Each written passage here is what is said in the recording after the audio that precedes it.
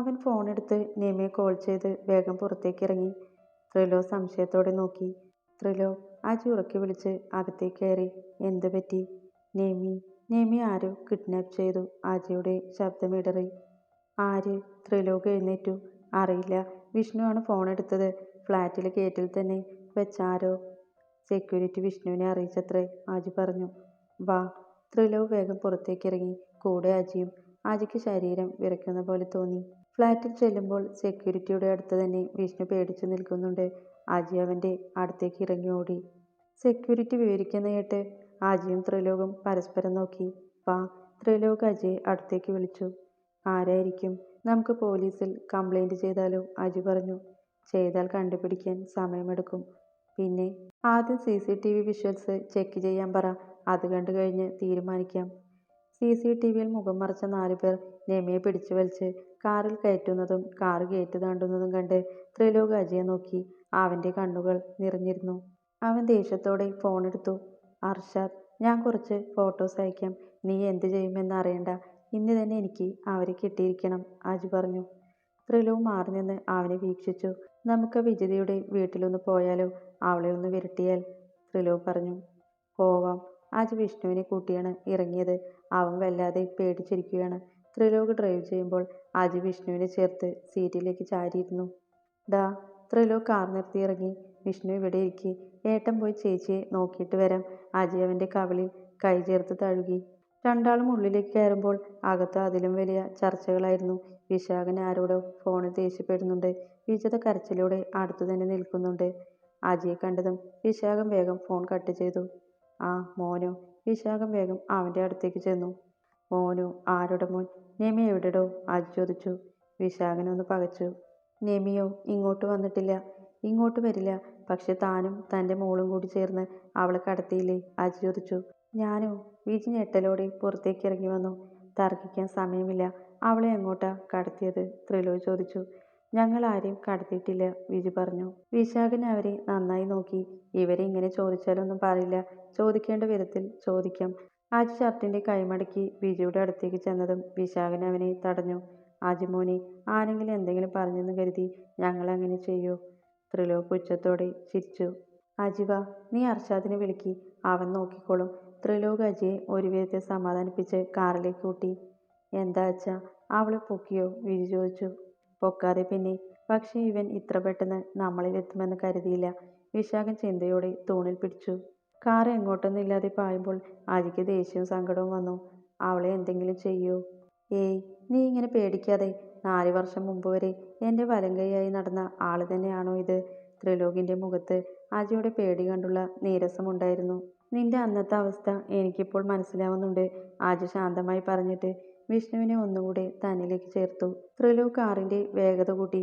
Phone പെട്ടെന്ന് ബെല്ലടിച്ചപ്പോൾ അവൻ car സൈഡാക്കി. Hello. Location കിട്ടിയോ?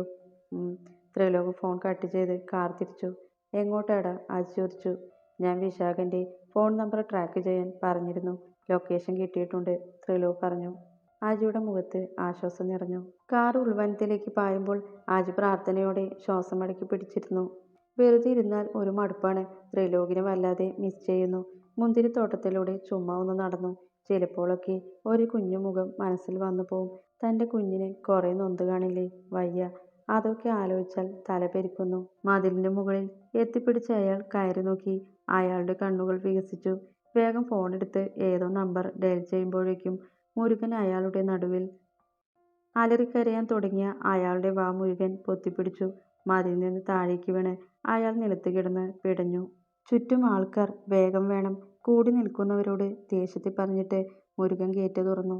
വൈദ്യു ശബ്ദം കേട്ട് തലചരിച്ചു. മേഡം, ഇങ്ങനെ ഇറങ്ങി നടക്കരുത്, മുരുകൻ പറഞ്ഞു. അവൻ്റെ ഷർട്ടിലെ ബ്ലഡ് കണ്ട് വൈദ്യു ചെറിയ ഭയത്തോടെ തലയാട്ടി. ശത്രുക്കൾ ചുറ്റുമുണ്ട്. ഞങ്ങളോട് പറയാതെ ഇനി പുറത്തിറങ്ങരുത്, പ്ലീസ്. വൈദ്യു ഒന്ന് പുഞ്ചിരിക്കാൻ ശ്രമിച്ചു. മുരുകന് ത്രിലോകിനെ എങ്ങനെ പരിചയം? തിരിഞ്ഞു നടക്കാൻ തുടങ്ങിയ മുരുകൻ ഒന്ന് നിന്നു. ചോദ്യത്തിൻ്റെ ഓർമ്മയിൽ അവനിൽ ഒരു പുഞ്ചിരി വിരിഞ്ഞു. മുംബൈയിൽ വെച്ച്. ഓഹോ, എത്ര വർഷത്തെ പരിചയമുണ്ട്. ആദ്യമായി എവിടെയാ കണ്ടത്? വൈദ്യുവിൻ്റെ കണ്ണുകളിൽ കഥ കേൾക്കാൻ എന്ന പോലെ ആകാംക്ഷ നിറഞ്ഞു. ആദ്യമായി കണ്ടത് മുരുകൻ ഓർത്തു. ആദ്യമായി കണ്ടത് വെങ്കിയുടെ അച്ഛൻ മുത്തുകുമാറിൻ്റെ മരണം നടന്ന ദിവസം. എങ്ങനെ? സുഹൃത്തുക്കളായിരുന്നോ? അല്ല. മുത്തുകുമാറിന് വെറും 23 വയസ്സുള്ള ഒരു പയ്യൻ നിർത്താതെ വയറ്റിൽ. ആര്? മുരുകൻ എന്തിനാ അവിടെ പോയത്? എന്റെ ബോസിനെയായിരുന്നു മുത്തുകുമാർ അന്ന് കൊന്നത്. അതിന് പകരം ചോദിക്കാൻ പോയതാ. എന്നാൽ അന്ന് ഗോഡൌണിൽ കണ്ടത്. ത്രിലോക് എന്തിനാ അവിടെ പോയത്? വൈദ്യ ചോദിച്ചു. മുത്തുകുമാറിന് അന്ന് വയറിൽ പയ്യൻ ത്രിലോക് സാറാണ്. മുരുകൻ പറഞ്ഞത് കേട്ട് വൈദ്യ ഞെട്ടി. ത്രിലോകിനെ കുറിച്ച് ബിസിനസ് ശത്രുക്കൾ ഉണ്ടെന്ന് അജി അന്ന് പറഞ്ഞെങ്കിലും ത്രിലോക് ഇങ്ങനെയാണെന്ന് പറഞ്ഞിട്ടില്ല. വൈദ്യ ഭയത്തോടെ ഉമിനീരിറക്കി. ത്രിലോകോ? വൈദ്യ വിശ്വാസം വരാതെ കണ്ണു മിഴിച്ചു. ത്രിലോക് എങ്ങനെയാ ഇങ്ങനെയൊക്കെ ആയേ? അറിയില്ല.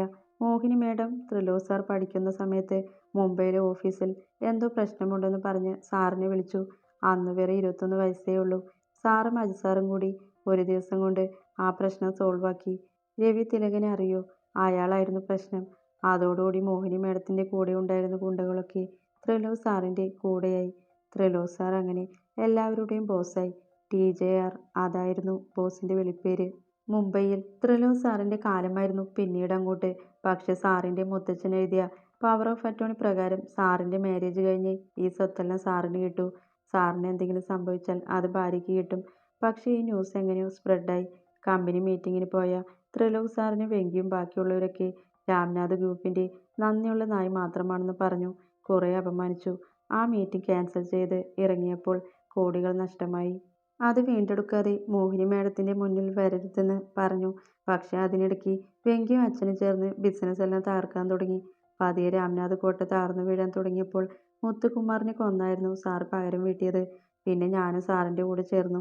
എല്ലാവരും TJR എന്ന് കേട്ടിട്ടുണ്ട് എന്നല്ലാതെ ആരും കണ്ടിരുന്നില്ല. ഞാനും ആദ്യമായാണ് അങ്ങനെ ഒരു കാഴ്ച. രാംനാഥ് ബിസിനസ് തന്റെ ആധിപത്യം തിരിച്ചു പിടിക്കുമ്പോൾ തന്നെ ത്രിലോക് സാർ പതിയെ എല്ലാത്തിൽ നിന്നും ഉൾവലിഞ്ഞ് കേരളത്തിലേക്ക് വന്നു. സ്വത്തൊക്കെ തന്റെ പേരിലാക്കാൻ നല്ല കുട്ടിയായി. മുരുകൻ ചിരിച്ചു. വൈദ്യ വാ തുറന്നു വെച്ച് ഇരിക്കുന്നുണ്ട്. മേഡം? മുരുകൻ വിരൽ ഞൊടിച്ചു. അല്ല. അപ്പോൾ വെങ്കിയോ? വൈദ്യ ചോദിച്ചു. വെങ്കി മരിച്ചു. സാറ് കൊന്നു. പക്ഷെ വെങ്കിയുടെ മകൻ മാനവ് കളത്തിലിറങ്ങിയിട്ടുണ്ട്. ഞങ്ങൾക്ക് കിട്ടിയ വിവരം അനുസരിച്ച് ആ പെൺകുട്ടി മരിച്ചതിന് പിന്നിൽ വെങ്കിയുടെ മകന്റെ ബുദ്ധിയാണ്. പിന്നെ രാംനാഥ് ഗ്രൂപ്പിലെ ആരോ മാനവിനെ സഹായിച്ചിട്ടുണ്ട്. എനിക്കെന്തോ പേടി തോന്നുന്നു, വൈദ്യ പറഞ്ഞു. സാറിനെ ഓർത്താണെങ്കിൽ പേടിക്കണ്ട. സാറിന്റെ ശത്രുക്കളുടെ അവസ്ഥ ഓർത്ത് പേടിച്ചാൽ മതി. കാരണം ത്രിലോക് സാറിന്റെ പഴയ ചരിത്രം അറിയുന്ന ആളാണെങ്കിൽ ഒരിക്കലും ഇങ്ങനെ കളിക്കില്ലായിരുന്നു. കല്യാണം കഴിഞ്ഞ് നല്ല കുട്ടിയായി നടന്ന ത്രിലോക് സാറിനെ എല്ലാവരും ചേർന്ന് തിരിച്ചു കൊണ്ടുവന്നിട്ടുണ്ട്. ഇനി അവരുടെ അവസ്ഥ. മുരുകൻ കണ്ണു ചിമ്മി ചിരിച്ചു. മേഡം ഉള്ളിലേക്ക് പോയിക്കോ.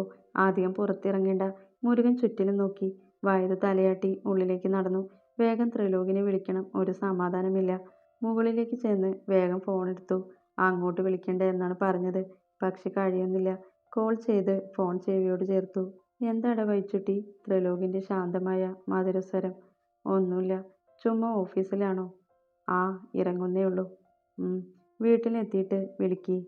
ഓക്കേടാ. Miss you too. Vaidya phone കട്ടാക്കി സമാധാനത്തോടെ നെഞ്ചിൽ കൈവച്ചു. ത്രിലോക് ഫോൺ കട്ട് ചെയ്ത് ഒന്നൂടെ പിടിമുറുക്കി. തന്നെ കുത്താൻ വന്നവനെ പിടിച്ചു നിർത്തിയതാണ്. ആ സമയത്താണ് വൈച്ചു വിളിച്ചതുകൊണ്ട് ഒരു കൈകൊണ്ട് മറ്റേ കൈകൊണ്ട് അയാളുടെ കൈയിലും ചുറ്റിപ്പിടിച്ചു. ഫോൺ എടുക്കാൻ മറ്റേ കൈ അയച്ചതും അയാൾ കൈമാറി ത്രിലോകിന്റെ തോളിൽ കൊണ്ട് വരഞ്ഞു. ഫോണെടുത്ത് ചെവിയിൽ ബാലൻസ് ചെയ്ത് വെച്ച് മറ്റേ കൈ കൊണ്ട് വീണ്ടും പിടിച്ചു. കൈ മുറിഞ്ഞ ചോരത്തുള്ളികൾ നിലത്തേക്ക് ഇറ്റി വീണു. അജി ഒരാളുമായി എതിരിടുന്ന തിരക്കിലാണ്.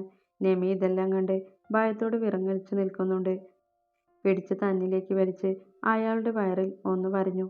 വയറ് പൊത്തി ആഞ്ഞു കരയുന്നവന്റെ വായിൽ എതിരായി വെച്ച് കൈമുട്ട് മടക്കി ശക്തമായി മുകളിലിടിച്ചു.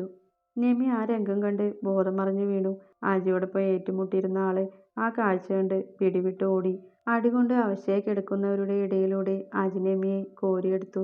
ത്രിലോക് ഒരു കർച്ചീഫ് എടുത്ത് തോളിലെ മുറിവിൽ വലിച്ചു കെട്ടി. കർച്ചീഫിന്റെ ഒരു തുമ്പ് വായിലും മറ്റേ തുമ്പ് കയ്യിലും പിടിച്ചു വലിച്ചു. മുറിവിലെ വേദന കാരണം ത്രിലോക് കണ്ണുകൾ ഇറുക്കി അടച്ചു. എന്തോ വൈച്ചുവിനെ കാണാൻ തോന്നുന്നു. രണ്ടാളും കാറിൽ കയറി. ആദ്യം ഹോസ്പിറ്റലിൽ കാണിക്കാമല്ലേ? അജിയുടെ പേടി ഇപ്പോഴും മാറിയിട്ടില്ല. വിഷ്ണു നെമിയെ കവിളിൽ തട്ടി വിളിക്കുന്നുണ്ട്. നമ്മുടെ ഹോസ്പിറ്റലിൽ വേണ്ട. കുറച്ചു ദൂരം ചെന്നതും ത്രിലോക് അവിടെ തന്നെ അടുത്തുള്ള ചെറിയ ഹോസ്പിറ്റലിലേക്ക് കാർ കയറ്റി നിർത്തി. ഡോക്ടറോട് കാര്യങ്ങൾ വിശദമായി പറഞ്ഞു. കുറച്ചധികം ക്യാഷും കൊടുക്കേണ്ടി വന്നു. ഡ്രഗ്സ് ശരീരത്തിൽ ഉപയോഗിച്ചതിൻ്റെ ഒരു നേരിയ മയക്കം, അത്രേ ഉള്ളൂ. ഇന്നെന്തായാലും അവിടെ അഡ്മിറ്റാക്കാൻ പറഞ്ഞു. അജിക്ക് അപ്പോഴാണ് സമാധാനമായത്. ത്രിലോക് ഒരു ടി എടുത്ത് മുറിവ് ഡ്രസ് ചെയ്തു. നേമിയുടെ ബെഡിനടുത്ത് തളർന്നിരിക്കുന്ന വിഷ്ണുവിനെ നോക്കി അജി നേമിയുടെ ട്രിപ്പിട്ട കയ്യിൽ തലോടി. ത്രിലോക് ആ സമയത്താണ് മുറിയിലേക്ക് വന്നത്. അജി, നീ എന്തായാലും വീട്ടിൽ പോയിക്കോ, വിഷ്ണുവിനെയും കൂട്ടിക്കോ, അജി പറഞ്ഞു. നീ ഇവിടെ ഒറ്റയ്ക്ക്? ത്രിലോക് ചോദിച്ചു. ഏയ്, അർഷാദിനെ കൂടെ വിളിക്കും, അവനും അവൻ്റെ പിള്ളേരും പുറത്തു നിന്നോളും. ത്രിലോക് വിഷ്ണുവിനെ തട്ടി ഉണർത്തി. അവന് കരച്ചിൽ വന്നിരുന്നു. അജി നിർബന്ധിച്ചാണ് അവനെ പറഞ്ഞയച്ചത്. ത്രിലോകും വിഷ്ണുവും ഒരുമിച്ച് വന്നപ്പോൾ ശാന്തി ഭയപ്പെട്ടു. ത്രിലോക് കാര്യങ്ങൾ പറഞ്ഞപ്പോൾ അവർക്ക് കൂടുതൽ ഭയമായി. എല്ലാം തുറന്നു പറഞ്ഞപ്പോൾ തന്നെ രണ്ടാൾക്കും നല്ല ഭയമാണ്. അതിൻ്റെ കൂടെ ഇങ്ങനെയും കേട്ടപ്പോൾ. വിഷ്ണുവും ത്രിലോകും കുളിച്ച് കഴിക്കായിരുന്നു. ശാന്തി അധികം പരിചയമില്ലാത്ത കാരണം വിഷ്ണു ത്രിലോകിനെ ചുറ്റിപ്പറ്റി തന്നെ നിന്നു. എല്ലാവരും ഒരുമിച്ച് കഴിച്ചു. വിഷ്ണു ത്രിലോകിനൊപ്പം കിടക്കുമെന്ന് പറഞ്ഞുകൊണ്ട് ശാന്തി അധികം നിർബന്ധിക്കാൻ പോയില്ല. വൈദുവിൻ്റെ അച്ഛന് വയ്യാത്തതുകൊണ്ട് അവനെ ഒപ്പം കിടത്താനും ഉള്ളിൽ ഭയം തോന്നി. കയ്യോ കാലോ അറിയാതെ മേലെ എടുത്തിട്ടാൽ പിന്നെ അത് മതി. ത്രിലോകിൻ്റെ നെഞ്ചിൽ പറ്റിച്ചേർന്ന് വിഷ്ണു കിടന്നു. ത്രിലോക് ഒരു ശത്രുവിൻ്റെ മുഖംമൂടി അഴിഞ്ഞു വീണ ആശ്വാസത്തിൽ പിന്നെയും പ്ലാനിങ് ചെയ്ത് കിടന്നു. തൻ്റെ ചെറിയ ഫോണ് തലയിനുടെ അടിയിൽ നിന്നെടുത്ത് വിഷ്ണുവിനെ നേരെ കിടത്തി. ത്രിലോക് മലർന്നിരുന്ന് വൈദുവിന് മെസ്സേജ് ഇട്ടു. ഉടനെ തന്നെ തിരിച്ച് റിപ്ലൈ എത്തി. കാണാൻ തോന്നുന്നെന്ന് പറഞ്ഞു. ത്രിലോകിന് പിന്നെ കിടക്കാൻ തോന്നിയില്ല. വിഷ്ണുവിന് ഇരുവശവും തലയിണ വെച്ചു. വേഗം എഴുന്നേറ്റു. കറുത്ത ഹൂഡിയെടുത്ത് ധരിച്ചു. ശാന്തിയോട് മാത്രം വിവരം പറഞ്ഞ് അടുക്കള ഭാഗത്തൂടെ ഇറങ്ങി. പിൻവശത്തെ മതിൽ ചാടി റോഡിലേക്ക് കയറി നടന്നു. കുറച്ചു നടന്നപ്പോൾ അവനടുത്തായി ഒരു കാർ വന്ന് നിർത്തി. ത്രിലോക് വേഗം കാറിൽ കയറി. നീണ്ട യാത്ര. മണിക്കൂറുകൾ കടന്നു പോകുന്നതിനൊപ്പം വഴി വിജനമായി. വാഹനങ്ങൾ കുറഞ്ഞു വന്നു. ഒരു തണുപ്പ് അനുഭവപ്പെട്ടതും ത്രിലോക് പുറത്തേക്ക് നോക്കി. അവൻ്റെ ചുണ്ടിൽ ചെറിയ പുഞ്ചിരി വിരിഞ്ഞു. ഗേറ്റിൽ നിർത്തിയ വാഹനത്തിൽ നിന്ന് അവൻ മെല്ലെ ഡോർ തുറന്നിറങ്ങി. ഒരാൾ ഓടി വന്ന് ഗേറ്റ് തുറന്നു. കോളിംഗ് ബെൽ അടിക്കാതെ തന്നെ മുരുകൻ ഡോർ തുറന്നു. വിശാഖിൻ്റെ അടുത്ത നീക്കം എന്തായാലും മുന്നേ കൂട്ടി അറിയണം, ത്രിലോക് പറഞ്ഞു. അർഷാദിൻ്റെ കയ്യിൽ നിന്ന് ഒന്ന് പാളിപ്പോയി. രേഷ്മയും സീമയും ശ്രദ്ധിക്കുന്ന നേരത്ത് വിജയ് വിട്ടുപോയി, മുരുകൻ പറഞ്ഞു. ഇനി ഉണ്ടാവരുത്. നിയമി തലനാരിഴയ്ക്ക് രക്ഷപ്പെട്ടത്. ത്രിലോക് അവനോട് സംസാരിച്ച് സ്റ്റെപ്പ് കയറി. സാറ് സൂക്ഷിക്കണം. കഴിച്ചോ നീ? മുരുകൻ ഒന്ന് ചിരിച്ചു. ആർക്കും ഒരു കുറവുണ്ടാവരുത്, ആർക്കും ആപത്തും ഉണ്ടാവരുത്. വെപ്പൺസ് എത്ര വേണമെങ്കിലും എത്തിക്കാം. നമ്മുടെ ആൾക്കാർക്ക് ഒരു മുറിവ് പോലും ഉണ്ടാവരുത്, ത്രിലോക് ഗൗരവത്തോടെ പറഞ്ഞ് വൈജുവിൻ്റെ ഡോറിൻ്റെ മുന്നിൽ നിന്നു. എന്നാൽ ഞാനങ്ങോട്ട്, മുരുകൻ പറഞ്ഞു. മുരുകൻ ചെറിയ ചിരിയോടെ സ്റ്റെപ്പ് ഇറങ്ങി.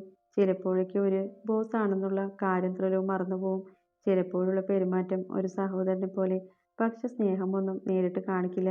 ആർക്കെങ്കിലും ഒരു പരിക്കുണ്ടായാൽ എതിരെ നിൽക്കുന്നവൻ്റെ അവസാനമായിരിക്കും ആ നിമിഷം.